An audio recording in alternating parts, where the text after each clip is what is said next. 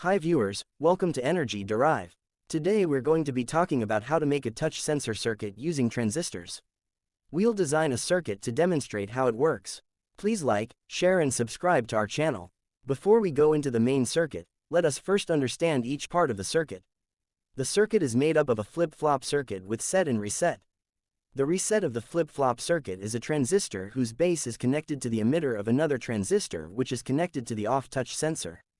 The on-touch sensor is connected to the set of the flip-flop circuit. The load which the circuit drives is connected to a transistor which is linked to the flip-flop circuit.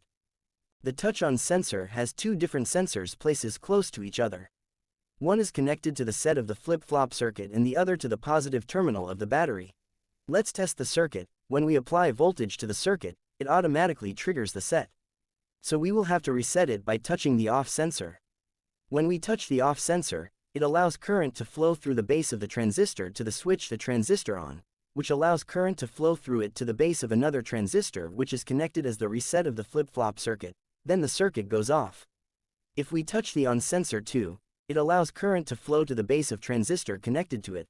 Then the flip-flop maintains its state, which then triggers the load circuit to turn on. That's all about today's video. You can check out in my previous videos on how to use a transistor as a switch, how to make an automatic night switch, how flip-flops work and how to make a running light using transistors. I'll leave the links to all my previous videos in the description. Please subscribe to our channel. Thank you for watching.